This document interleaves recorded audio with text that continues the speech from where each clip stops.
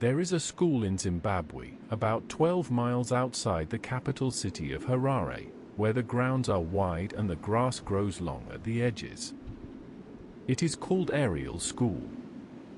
It was built in the 1970s, in a suburb called Ruawa, and it sits on land that is open and quiet, the kind of land where children run without watching where they are going, because there is always more ground ahead.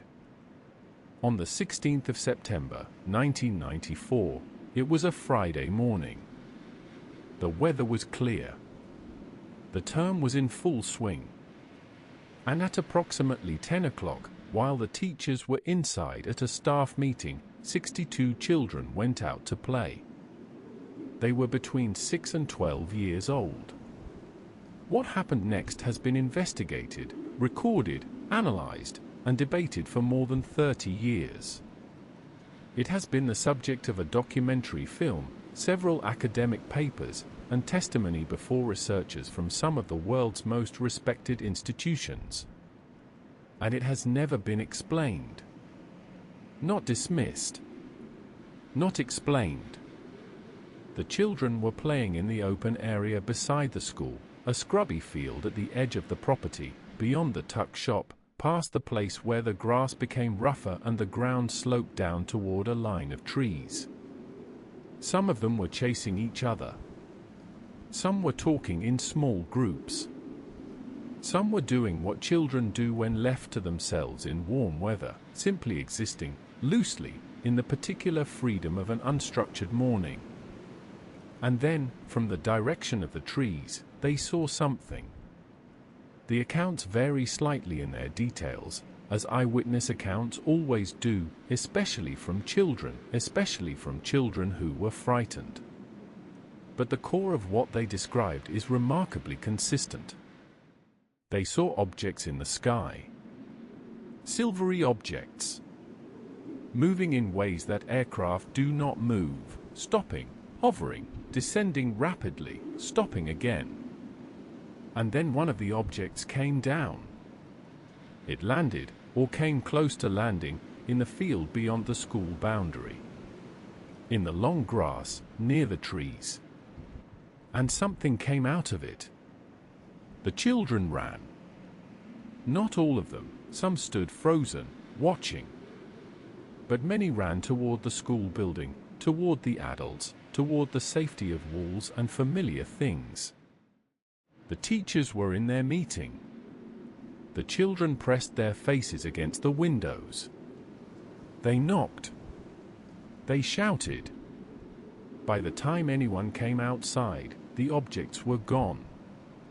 The field was empty. The grass was still. The sky was clear and wide and blue, the way African skies are in September. What followed was not the end of the story. It was, in many ways, the beginning. Because 62 children had seen something. And 62 children needed to say what it was. The headmistress, Colin Mackey, gathered the children together.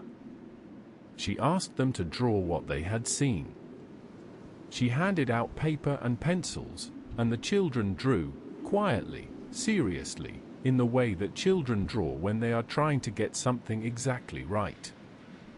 The drawings were collected. And when they were laid out together, something became apparent that would stay with everyone who looked at them. They matched. Not identically. Children draw differently, see differently, remember differently. But the shapes were the same. The object was the same. And the figure that many of the children drew standing beside it, or on top of it, or moving around it, was the same. A small figure. Large eyes. Dark suit, or dark skin, the children disagreed on this, or could not say. Moving without walking, some said. Just there. And then not there. Some of the children said it looked at them. Some said it communicated something, not in words, but in a feeling. A feeling they struggle to name, in the way that children struggle to name things that have no words in their experience yet. One child said it felt like the end of the world. Another said it felt like a warning. Another said it felt like being seen, really seen, by something that knew everything about her and was not afraid of what it found. I want to stay with this moment for a little while. Not the question of what the children saw, that will come later, but the quality of the moment itself. 62 children. Friday morning. A field in Zimbabwe. And something that arrived from a direction none of them could explain, that looked at them with eyes they could not forget, and then was gone. In any other context, in a fairy tale, in a myth, in a story told around a fire, this would be recognizable. This would be the moment the world cracks open. The moment the ordinary peels back to reveal something larger underneath. Children have always been the ones to see those moments first. They are closer to the ground. They have not yet learned to look away. The news traveled quickly. By that afternoon, parents were arriving at the school. By the following day, local journalists had heard about it. Within a week, the story had reached international outlets. And with the journalists came the skeptics. And with the skeptics came the arguments.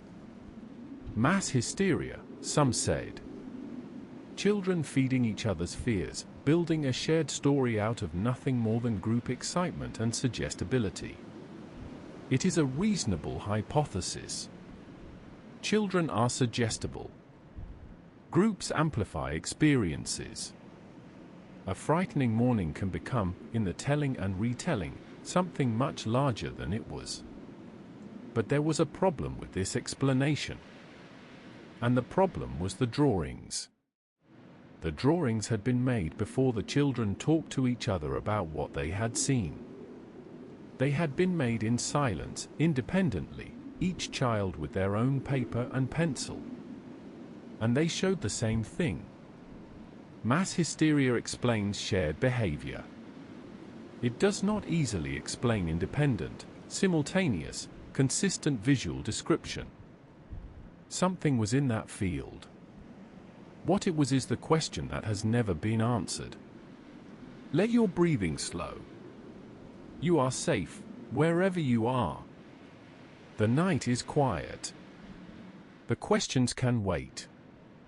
We're going slowly. There is no rush. The story will still be here. Rest. In November of 1994, 6 weeks after the incident at Ariel School, a researcher arrived in Zimbabwe. His name was John Mack. He was a professor of psychiatry at Harvard Medical School. He had won the Pulitzer Prize for his biography of T.E. Lawrence of Arabia. He was not, by any conventional measure, a credulous person. He had come to Zimbabwe because he had heard about the children. And because he believed, against the weight of his professional training, that some things could not be explained by the frameworks that professional training provided. Mack spent several days at Ariel School. He interviewed the children individually, carefully, in the way that a psychiatrist interviews people when he is trying to understand not just what they say but what they mean. He recorded the sessions on video. He took notes. He asked open questions and waited for the answers without filling in the silences. What he found, he later said, was unlike anything he had encountered in decades of psychiatric practice. The children were not performing. They were not competing for attention or trying to impress him. Many of them seemed reluctant to speak at all, not because they were hiding something, but because what they were trying to describe resisted description. They were struggling with language, with the gap between what they had experienced and what words could carry. One girl, she was about 11, told Mack that the figure she had seen communicated something to her without speaking. She said it was about the environment, about what human beings were doing to the planet. about trees and water and the future of things.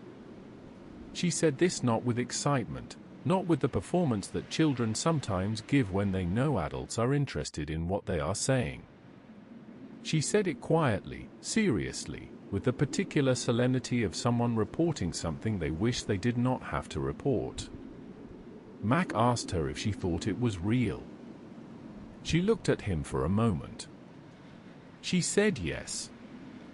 The way you say yes to things that you know are true whether or not anyone believes you. Another child, a boy, younger, perhaps 8, described the figure's eyes in detail that surprised Mac. He said they were very large, and that they were the most frightening thing he had ever seen. Mac asked why they were frightening. The boy thought for a moment. He said it was because there was no white in them. They were all dark. And when they looked at you, he said, it felt like they were looking into you, not at you. He demonstrated with his own eyes, widening them, holding the expression for a moment, then looking away. Mac would later write about these interviews at length.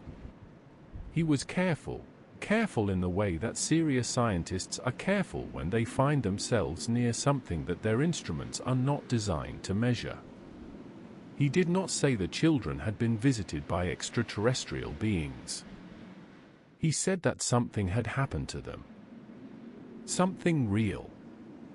Something that had left marks, not physical marks, but the marks that experiences leave on a person when they are too large for ordinary processing. He used a word that is unusual in psychiatric literature. Encounter. Not sighting. Not hallucination. Not misidentification. Encounter. Mac was not the only researcher to come to Ariel School. A few weeks after his visit, a BBC journalist named Tim Leach conducted his own interviews. He filmed them. Some of that footage has been preserved and made available online, grainy, intimate, the particular texture of early 1990s video. In the footage, the children speak carefully. They gesture. They look down when they are thinking, the way people look down when they are searching for accurate words. They correct themselves. They say things like it wasn't exactly like that, more like. The language of people trying to be precise about something imprecise. One girl, in the BBC footage, describes the figure's face with a detail that has stayed with researchers ever since. She says it had very long hair. And that it was not looking at her, it was looking at all of them. All at once. As if it could do that. There is another filmmaker whose work has preserved this story for the world. Randall Nickerson began working on a documentary about the Ariel School incident in 2008, 14 years after it happened. He tracked down the children, who were by then adults in their 20s and 30s. He found them in Zimbabwe, in England, in the United States, scattered by the ordinary forces that scatter people, education, work, emigration, life. He asked them about that Friday morning in September. None of them had forgotten. This is, perhaps, the most striking thing about the Ariel School incident as a whole. Not the drawings. Not the matching descriptions. Not the Harvard psychiatrist or the BBC footage. But the fact that 30 years later, the people who were children in that field have not changed their accounts. Not one of them has come forward to say it was a fabrication. Not one has offered a mundane explanation. Not one has said they were mistaken, or frightened by something ordinary, or caught up in a moment of collective imagination. They are adults now. Some of them are professionals, doctors, teachers, engineers. People with reputations. People who have every reason to step back from a strange story if they wanted to. They have not stepped back. Let the room be quiet for a moment. Outside, If there are stars, they are still there, as they always are, patient and indifferent, burning in their slow and ancient way. And somewhere, in a suburb of Harare, there is a school with wide grounds, and grass that grows long at the edges, and a field where something arrived one September morning that no one has been able to explain. Let us spend some time with the skeptical explanations. Not to dismiss the children's accounts, but because the skeptical explanations deserve to be heard, and because examining them carefully is the only honest way to understand what they cannot account for. The most common skeptical explanation is mass hysteria, or, in more careful academic language, mass psychogenic illness. This is a well-documented phenomenon in which anxiety or fear spreads rapidly through a group, producing shared symptoms and shared experiences that feel entirely real to those who have them but have no external cause. It has happened in schools before. It has happened in workplaces. In convents in medieval Europe. In factories in the 20th century. The conditions that produce it are reasonably well understood: stress, group cohesion, a triggering event, and the rapid social transmission of interpretation. Could this explain Ariel School? Perhaps, in part. The children were a cohesive group. They were unsupervised. One child seeing something unusual in the sky could, in theory, trigger a cascade of shared interpretation in which others constructed an experience from the raw material of the first child's fear. But mass psychogenic illness does not produce independent, simultaneous, visually consistent drawings. It produces shared behavior, fainting, nausea, trembling, crying. It does not typically produce 62 children independently drawing the same figure with the same eyes. A second explanation involves misidentification, the suggestion that the children saw something ordinary and interpreted it through a cultural lens shaped by science fiction and media. In 1994, alien imagery was ubiquitous in popular culture. The X-Files had premiered the previous year. Independence Day was in production. The large-eyed grey alien had become a recognizable figure in global media. Children absorb these images. Children's imaginations are capacious and impressionable. Could they have seen a weather balloon or a reflective aircraft and interpreted it through the template of what they had seen on television? It is possible. But it has its own problems. Ariel School in 1994 was not an affluent school. Many of the children had limited access to television. Some researchers who looked into this noted that the cultural saturation of alien imagery that characterized North American and European media in that period was significantly less present in rural Zimbabwe. The children were not drawing what they had seen on screens. Or if they were, fewer of them had seen those screens than the misidentification hypothesis requires.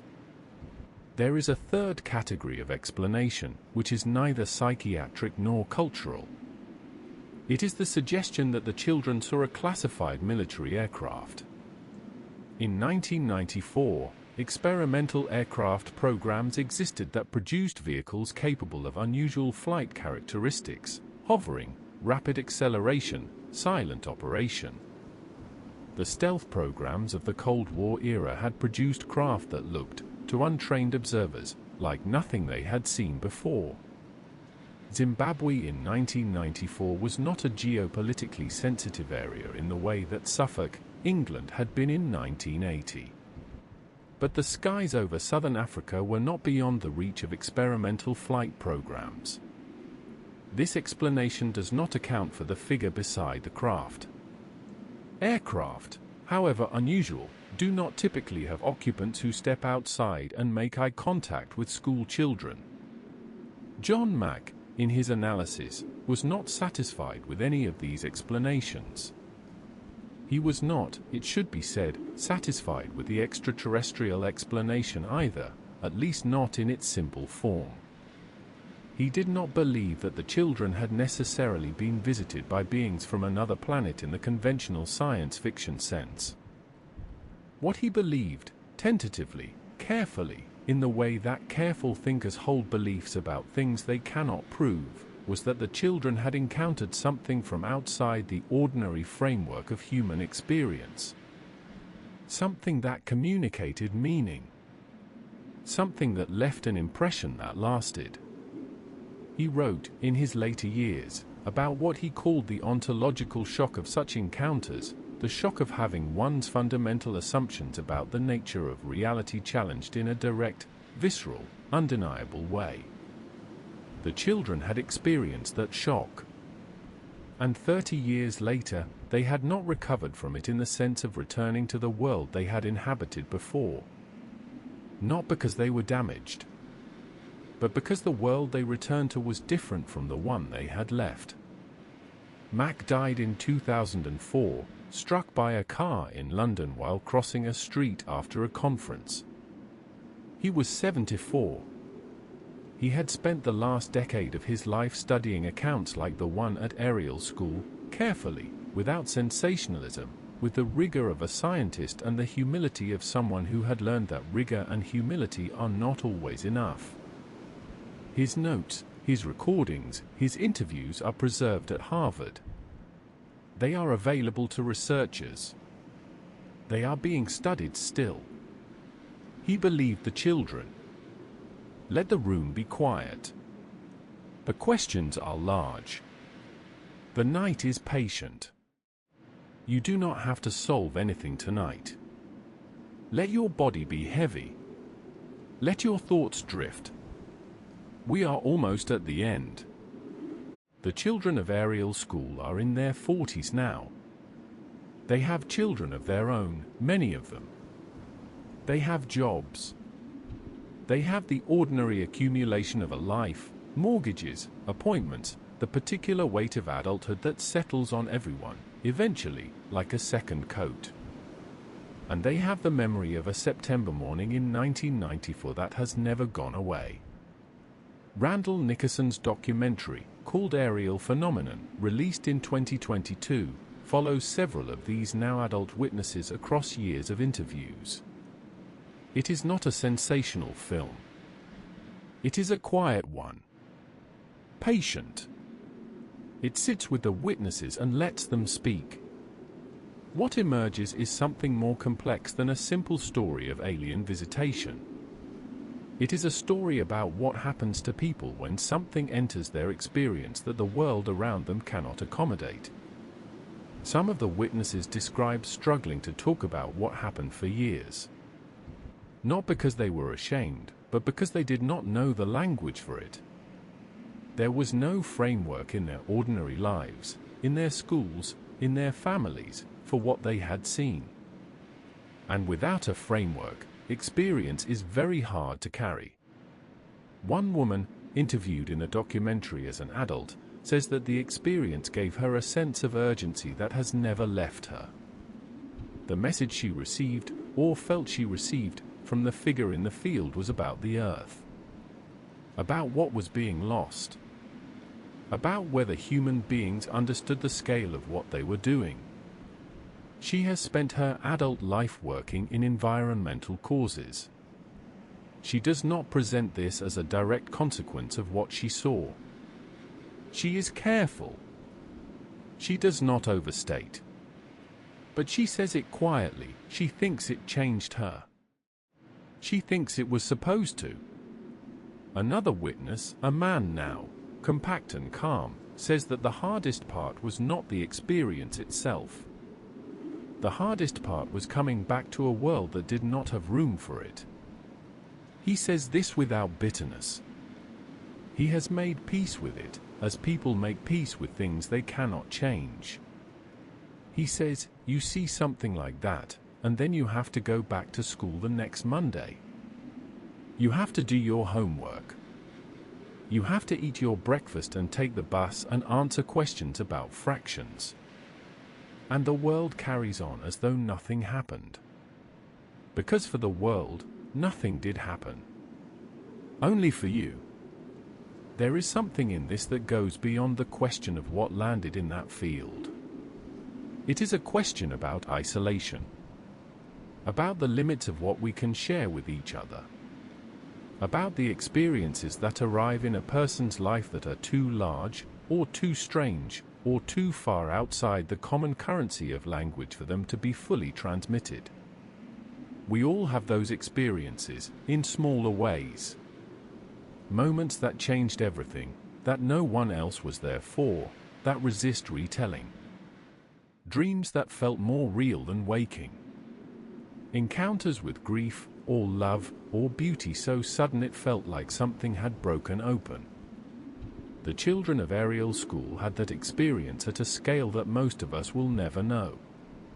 But the shape of it, the aloneness of it, the gap between what was experienced and what can be said, is something most of us recognize. The field at Ariel School is still there. The school is still there. Children still play in the grounds. The grass still grows long at the edges. The sky above Ruwa is still wide and clear in September, the way African skies are wide and clear.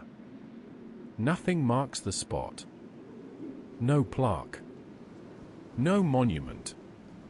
Nothing to indicate that on an ordinary Friday morning in 1994, something descended from that sky into that grass and was witnessed by 62 children who have never forgotten it. The Earth holds its events quietly. Most of what has happened on this planet has left no trace at all. The footsteps of the first humans. The first word spoken. The first fire lit in the dark. Gone, except for what was carried in the minds of the people who were there. The children carried it. They are carrying it still. I want to say something, near the end of this, about what it means to believe children. Children are not reliable witnesses in the way that courts define reliability. They are suggestible. Their memories are malleable. Their language is approximate. They feel things with an intensity that can distort as much as it illuminates. All of this is true. And it is also true that children have not yet learned to dismiss what they see. They have not yet been taught which experiences are permissible and which are not. They have not yet internalized the social contract that says certain things cannot have happened because they do not fit the shape of the world as adults have agreed to describe it. They see what they see. And what 62 children saw on a September morning in 1994, in a field outside Harare, has never been satisfactorily explained. The stars are out tonight, wherever you are. Behind the clouds, behind the city lights, behind the distance, they are there. As they always are. Patient, burning, ancient beyond imagining. And somewhere among them, perhaps, is wherever it came from. Or perhaps not. Perhaps it came from somewhere we do not have a name for yet. Somewhere closer than the stars, or stranger, or both. We do not know. The children of Ariel School do not know either, only that they saw it, and that it looked at them, and that something passed between them in that field that none of them have been able to put fully into words. Some things are like that. They arrive. They leave their mark. And the world continues, quietly, carrying what it cannot explain. Let your eyes close, if they haven't already. Let the questions go. They will still be here in the morning, patient and unresolved, as they have always been. The field is quiet now. The grass is still. The sky above Zimbabwe is full of stars. Good night.